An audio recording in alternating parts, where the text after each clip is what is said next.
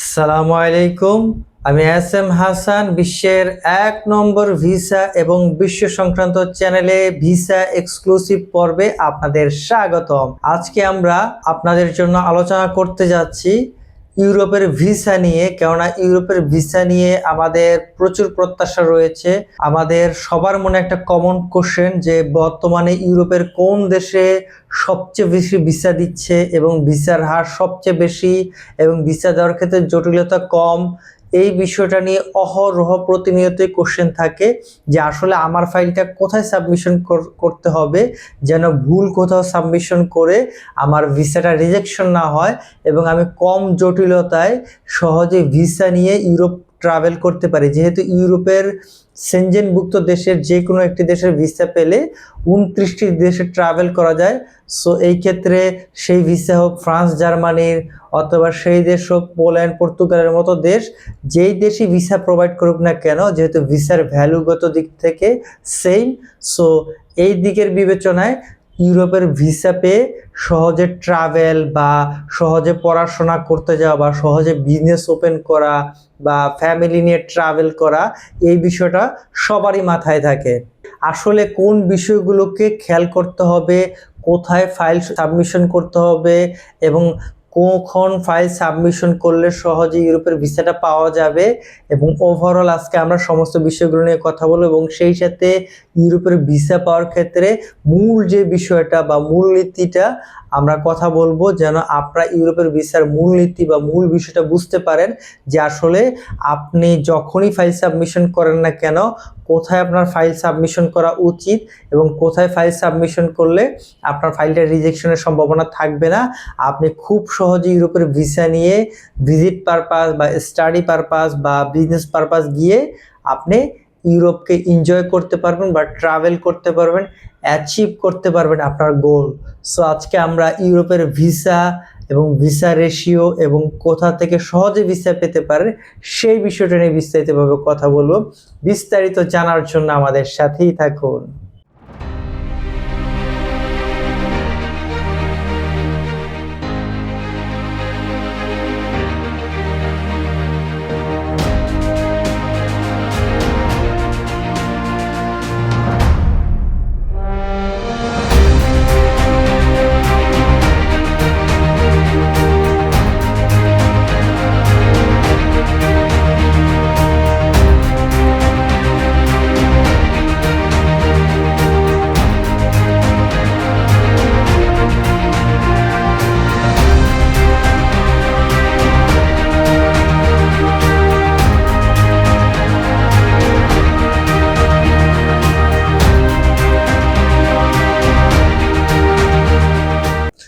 আসসালামু আলাইকুম, আমি S M Hasan, global visa affairs চ্যানেলে আপনাদের স্বাগতম। আপনারা যারা সারা বিশ্বের ভিসা আপডেট, সেই সাথে উন্নত বিশ্বে ব্যবসা, বিনিয়োগ এবং স্থায়ী নাগরিকত্ব কিভাবে পেতে পারেন, সেই সাথে বিশ্বের ভিসা এবং ভিসা ব্যবস্থার নানা পরিবর্তন সম্পর্কে জানতে চান, সেই সাথে বিশ্বের ট্রেন্ডিং বিষয়গুলো নিয়ে জানতে চান, তারা আমাদের এই চ্যানেলকে সাবস্ক্রাইব করে বেল বাটন থেকে অল হিট করে আমাদের সাথেই থাকুন। আমরা পর্যায়ক্রমে সারা বিশ্বের ভিসা ব্যবস্থার নানা দিক এবং সেই সাথে বিশ্বের বিভিন্ন বিষয় নিয়ে, ট্রেন্ডিং বিষয়গুলো নিয়ে পর্যালোচনা করব, কথা বলবো। আপনারা আমাদের সাথেই যুক্ত থাকবেন যেন আপনারা এনজয় করতে পারেন এই বিশ্বকে। ইউরোপের ভিসা বর্তমানে সবচেয়ে বেশি যে ভিসাটা নিয়ে আলোচনা হয় বা যে ভিসার সবচেয়ে বেশি প্রত্যাশী বিশ্বের মানুষরা, যেহেতু ইউরোপের দেশগুলোকে নিয়ে মানুষের প্রত্যাশা বেশি, কেননা বিশ্বের অন্য কোনো দেশে গেলে নর্মালি তারা একটা দেশের নাগরিকত্ব পায় এবং তারা অন্য দেশগুলোতে যেতে হলে অনেক সময় ভিসার প্রয়োজন হয় বা ভিসার প্রয়োজন না থাকলেও অনেক ধরনের বাইন্ডিং থাকে জাতিগত দিক থেকে। বাট ইউরোপের যে কালচার বা সিভিলাইজেশন এবং তাদের যে 29টি দেশের সেনজেনভুক্তি বা তাদের যে চলাচল, সো এই ক্ষেত্রে ইউরোপটা মানুষের কাছে এই জন্য টপ ফেভারে চলে এসেছে। ইউরোপের ভিসার ক্ষেত্রে আমাদের সবারই একটা কমন কোশ্চেন যে বর্তমানে বা এখন কোথায় ভিসা রেশিওটা ভালো, কোথায় আমার ফাইলটা সাবমিশন করলে আমি ভিসা পাবো এবং কিভাবে আমি এই ভিসাটা সহজে পেতে পারি, যেন খুব কম জটিলতায় আমি ভিজিট হোক কিংবা পড়াশোনা পারপাস হোক বা বিজনেস পারপাস হোক, সেই বিষয়টা আমি সহজে পেতে পারি। সেই বিষয়টায় সবার অনেক আগ্রহ, অনেক কৌতূহল। এবং কখনো দেখা যায় যে ডেনমার্ক এম্বাসিতে ভিসা রেশিও ভালো, কখনো সুইডেনে ভালো, কখনো পর্তুগালে ভালো, কখনো বা ইটালিতে ভালো, বা কখনো পোল্যান্ডে ভালো।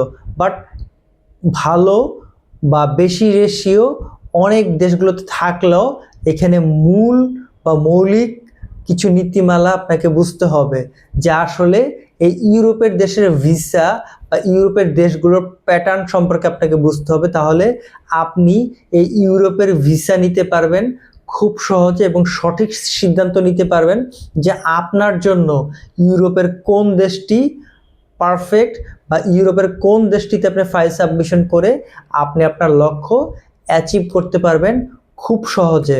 এই ক্ষেত্রে আপনাকে মনে রাখতে হবে যে ইউরোপের দেশগুলো মূলত দুই ধরনের, এক ইউরোপিয়ান ইউনিয়ন এবং সেনজেনভুক্ত দেশ, এবং দ্বিতীয় হচ্ছে ইউরোপের নন সেনজেন এবং নন ইউরোপিয়ান ইউনিয়নভুক্ত দেশ।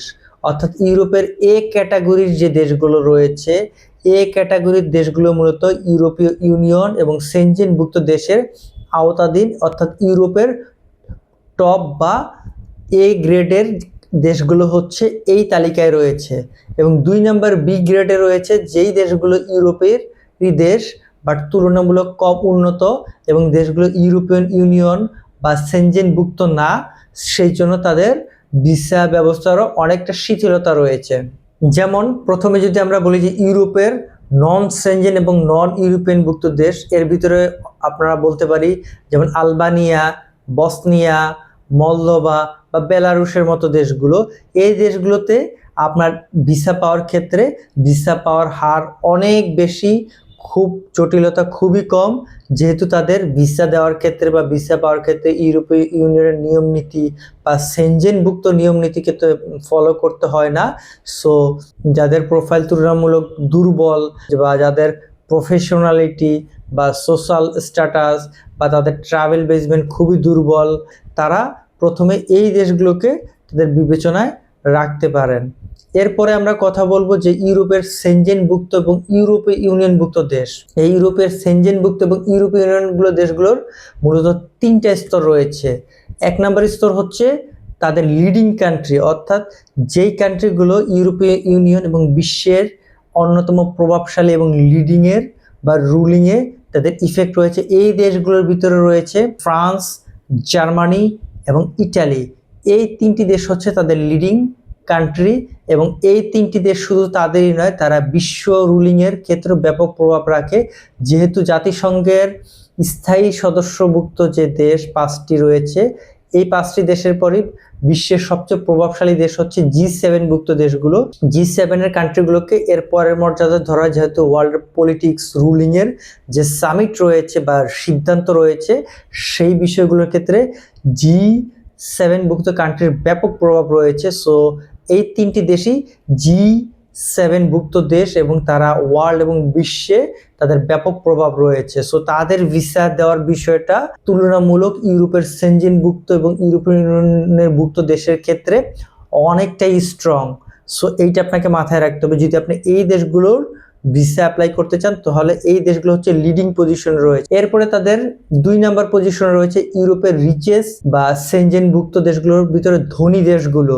এই ধনী দেশগুলোর ভিতরে রয়েছে Spain, Denmark, Netherland, Belgium, Sweden, Finland, ডেনমার্কের মতো সমৃদ্ধ দেশগুলো। সো এই দেশগুলো ইউরোপিয়ান ইউনিয়ন এবং সেনজেনভুক্ত দেশ হওয়ার সাথে সাথে এই দেশগুলোর ইকোনমিক্স, জিডিপি, গড় মাথা পিছু আয় এবং দেশগুলো খুবই শক্তিশালী অবস্থানে রয়েছে, এবং দেশগুলো যেহেতু শক্তিশালী অবস্থানে রয়েছে, তাদের ভিসার ক্ষেত্রেও তারা অনেক কোয়ালিটি মেনটেন করে। এরপরে আমরা কথা বলবো যে ইউরোপের তুলনামূলক সেনজেনভুক্ত এবং ইউরোপিয়ানভুক্ত দেশ হওয়ার পরও তুলনামূলক কম উন্নত বা তুলনামূলক গরিব দেশগুলো, যেগুলোতে ভিসার হার বা তাদের ইনকামের ক্ষেত্রে বা তাদের আয়ের ক্ষেত্রে তারা ট্যুরিজম ক্ষেত্রটাকে গুরুত্ব দেয়, বা তাদের স্টাডির ক্ষেত্রগুলোকে গুরুত্ব দেয় বা তাদের দেশগুলোকে বিজনেস ডেভেলপ করার ক্ষেত্রে তারা গুরুত্ব প্রোভাইড করে। যেমন লিথুয়ানিয়া, ইস্তোনিয়া, বুলগেরিয়া বা স্লোভাকিয়া, স্লোভেনিয়া, এই দেশগুলো ইউরোপিয়ান ইউনিয়ন সেনজেনভুক্ত দেশ হওয়ার পরও এই দেশগুলো যেহেতু তুলনামূলক কম অর্থনৈতিক শক্তিধর, বাট তাদের যে ভিসা রয়েছে, ভিসার ক্ষেত্রে তারা অনেকটা শিথিলতা প্রোভাইড করে, যেহেতু তারা ট্যুরিজম ক্ষেত্রকে সমৃদ্ধ করতে চায়, তারা তাদের ইউনিভার্সিটিগুলোতে স্টাডি ক্ষেত্রগুলোকে সমৃদ্ধ করতে চায়, তারা তাদের বিজনেস ক্ষেত্রগুলোকে সমৃদ্ধ করতে চায়। সো এই ক্ষেত্রে তারা ইউরোপের সেনজেনভুক্ত যে ধনী দেশগুলো বা রিচেস্ট কান্ট্রিগুলো রয়েছে তার চেয়ে তাদের ভিসা প্রক্রিয়াটা অনেকই শিথিল। সো এই ক্ষেত্রে আপনাকে মাথায় রাখতে হবে যে আসলে আপনি কোনটার জন্য অ্যাপ্লাই করবেন। ইউরোপের লিডিং কান্ট্রি, ইউরোপের ধনী কান্ট্রিগুলো বা ইউরোপের কম উন্নত কান্ট্রিগুলোতে সবগুলো এম্বাসির ভিতরে বা সবগুলো স্তরের ভিতরেই এক এক সময় এক একটা এম্বাসি বা এক এক সময় বা এক এক পরিস্থিতিতে এক এক দেশ প্রচুর ভিসা প্রোভাইড করে। বাট আপনি আপনার বেসমেন্টটাকে বুঝতে হবে যে আসলে আপনার প্রোফাইল, আপনার প্রফেশনালিটি অবস্থান বুঝতে হবে। এবং ভিসার ক্ষেত্রে সবচেয়ে মেজর ইস্যু হচ্ছে যে আপনি যে দেশে যাবেন আপনার প্রফেশনালিটি বা আপনার অবস্থান। সেকেন্ড হচ্ছে আপনার পারপাস অফ ভিজিট। সো এই দুইটা বিষয়কে এম্বাসি ভিসার ক্ষেত্রে সবচেয়ে মেজর কাউন্ট করে। যেহেতু তারা এই দুইটা বিষয়কে ফোকাস করে, এখন আপনার অবস্থা যদি দুর্বল হয় বা আপনার স্ট্যাটাস উইক হয় বা আপনার পারপাসটাও দুর্বল হয়, এই ক্ষেত্রে আপনাকে তুলনামূলক তাদের গরিব দেশগুলো বা তাদের কম উন্নত ইউরোপের সেনজেনভুক্ত দেশগুলো অ্যাপ্লাই করতে পারেন। যদি আপনার অবস্থা আরও উইক হয়, এই ক্ষেত্রে আপনারা ফার্স্ট নন সেনজেন বা নন ইউরোপিয়ান ইউনিয়নভুক্ত দেশগুলোকে ট্রাভেল করে আপনাদের বেসমেন্টটাকে একটু সামনে নিয়ে যেতে পারেন। আর যদি আপনাদের অবস্থান মোটামুটি হয়, এই ক্ষেত্রে আপনার ইউরোপের যে পোর কান্ট্রিগুলো রয়েছে ইউরোপিয়ান ইউনিয়ন এবং সেনজেনভুক্ত দেশগুলোর ক্ষেত্রে এই কম উন্নত এবং কম ধনী দেশগুলোতে আপনারা অ্যাপ্লাই করতে পারেন। যদি আপনার প্রোফাইল আরও হেভি হয়, এই ক্ষেত্রে আপনি ধনী দেশগুলোর ক্ষেত্রে অ্যাপ্লাই করতে পারেন। এবং আপনার প্রোফাইল যদি আপনি আরও ভালো হয় এবং আপনি আত্মবিশ্বাস হন, এই ক্ষেত্রে ইউরোপের সরাসরি লিডিং কান্ট্রিগুলোতে আপনারা ভিসার ক্ষেত্রে অ্যাপ্লাই করতে পারেন। এবং সবগুলো স্তরেই হোক সেটা লিডিং কান্ট্রি, হোক সেটা ইউরোপের সেনজেনভুক্ত ধনী দেশগুলো বা ইউরোপের সেনজেনভুক্ত গরিব দেশগুলো, আপনার অবস্থান নির্ভর করবে যে আসলে আপনি কোনটায় বা কোন স্তরের দেশগুলোতে অ্যাপ্লাই করে ভিসা নিতে হবে। যদি আপনি প্রোফাইলগত অবস্থানগত দিক থেকে বা আপনার ব্যবসায়িক অবস্থানগত দিক থেকে বা আপনার ট্রাভেল বেসমেন্টের দিক থেকে আপনি উইক হয়ে থাকেন, এই ক্ষেত্রে যদি আপনি প্রথমেই খুব হেভি দেশগুলোতে অ্যাপ্লাই করেন, তাহলে আপনি খুব সহজে ভিসা রিফিউজ হবেন। কিন্তু আপনি ইউরোপের কম উন্নত দেশের সেনজেনভুক্ত ভিসার যেই ভ্যালু ইউরোপের উন্নত দেশের বা লিডিং কান্ট্রিগুলোর সেনজেনভুক্ত দেশের একই ভ্যালু। আপনি যে কোনো একটা দেশের ভিসা নিলেই 29টি দেশে যেহেতু ট্রাভেল করতে পারছেন। সো এই ক্ষেত্রে আপনাকে মনে রাখতে হবে যে আপনার এই ইউরোপ ভ্রমণের ক্ষেত্রে বা ইউরোপে পড়াশোনার ক্ষেত্রে বা ইউরোপে বিজনেসের ক্ষেত্রে আপনার সাথে যেটার দূরত্ব কম বা আপনার প্রোফাইলের সাথে বা আপনার অবস্থানের সাথে যেটার ভিসা পাওয়ার সম্ভাবনা ভালো, সেই স্তরের দেশগুলোতে আপনি অ্যাপ্লাই করে ভিসা নেওয়ার জন্য চেষ্টা করবেন। যদি এই স্তরগুলো আপনারা মেনটেন না করতে পারেন বা মূল যে স্তরটা রয়েছে সেইটা আপনাদেরকে বললাম, সেটা যেই সালই হোক, আর 2030 সাল হোক বা 2050 সাল হোক, এই বিষয়টাকে অ্যাভয়েড করার কোনো রাস্তা থাকবে না। এবং আজকের আলোচনাটা সেই জন্য যুগান্তকারী। যারা এই স্তর বিন্যাসটাকে মনে রাখতে পারবেন বা স্তর বিন্যাসটাকে মাথায় রেখে সামনে আগাবেন, তারা খুব সহজে ইউরোপের ভিসা নিতে পারবেন বা উন্নত বিশ্বের ভিসা নিয়ে ইউরোপের দেশগুলো ট্রাভেল, এনজয়, স্টাডি বা বিজনেস করে আপনি আপনার কাঙ্ক্ষিত গোল অ্যাচিভ করতে পারবেন। ইউরোপের ভিসা নিয়ে হতাশ হওয়ার কোনো কারণ নাই বা ভিসা হচ্ছে না বা আসলে কোথায় অ্যাপ্লাই করব। প্রথমে আপনি ডিটেক্ট করেন যে আসলে আপনি কোন স্তরের দেশগুলোর জন্য আপনি অ্যাপ্লাই করবেন, দেন ওই স্তরের দেশগুলোর ভিতরে যেই দেশগুলোর ভিসা রেশিও ভালো সেই দেশগুলোতে অ্যাপ্লাই করে খুব সহজে এই ইউরোপের ভিসা নিতে পারেন। এবং এই ভিসার ক্ষেত্রে আপনারা যে কোনো ভিসা এক্সপার্ট বা ভিসা পারদর্শী ব্যক্তিদের সহায়তা নিয়ে আপনাদের ফাইল প্রসেস করে আপনারা অ্যাপ্লাই করে খুব সহজে এই ইউরোপের ভিসা পেতে পারেন যদি আপনি সঠিকভাবে আগান এবং সঠিকভাবে প্রিপারেশন নেন এবং সেই সাথে আপনারা কোনো এক্সপার্টের পরামর্শ নেন, তাহলে আপনার ভিসা ঝুঁকি কম হবে এবং আপনি জানতে পারবেন এবং খুব সহজে ভিসা পেতে পারবেন। এরপরে ইউরোপের ভিসার ক্ষেত্রে আরেকটা বিষয় হচ্ছে প্রতিনিয়তই বিভিন্ন নিয়মকানুন পরিবর্তন হচ্ছে বা বিভিন্ন বিষয়ের পরিবর্তন হচ্ছে।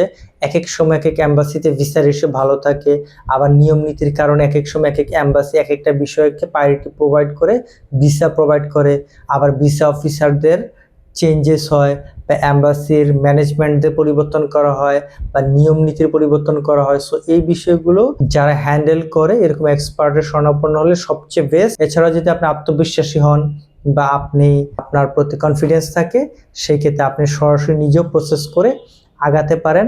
তবে এই ক্ষেত্রে সবচেয়ে নিরাপদ হচ্ছে কোনো এক্সপার্টের শরণাপন্ন থাকা, কারণ যেহেতু একজন এক্সপার্ট কন্টিনিউয়াসলি অ্যাম্বাসিগুলোতে ফাইল সাবমিশন করছে, অ্যাম্বাসির নিয়ম নীতির পরিবর্তন বা অ্যাম্বাসির ম্যানেজমেন্টের পরিবর্তন বা অ্যাম্বাসির যে কোনো বিষয় সম্পর্কে সে কন্টিনিউয়াসলি জানছে এবং কোন অ্যাম্বাসি কোন বিষয়টাকে প্রায়োরিটি দিয়ে এখন ভিসা দিচ্ছে বা কোন বিষয়টাকে তারা নেগেটিভলি নিচ্ছে, সেই বিষয়গুলো ভিসা পাওয়ার ক্ষেত্রে খুব গুরুত্বপূর্ণ। সো ইউরোপের ভিসার ক্ষেত্রে আপনাদের ফার্স্ট স্তর ভিত্তিক আপনাদের আগাতে হবে। সেকেন্ড হচ্ছে আপনাদের প্রতিটি ডকুমেন্ট আপনাদের প্রসেস নিখুঁত নির্ভুলভাবে কমপ্লিট করে খুব সহজে এই ইউরোপের ভিসা পেতে পারেন এবং ইউরোপের ভিসা নিয়ে একা কিংবা ফ্যামিলি সহ আপনাদের প্রত্যাশা রয়েছে, সেই প্রত্যাশার স্বপ্ন পূরণ হতে পারে। সো এইভাবে আপনারা ইউরোপে ট্রাভেল করতে পারেন। সো আমরা আজকের মতো এখানে শেষ করছি। সবাই ভালো থাকবেন, সুস্থ থাকবেন, এই শুভকামনায় বিদায় নিচ্ছি। আল্লাহ হাফেজ।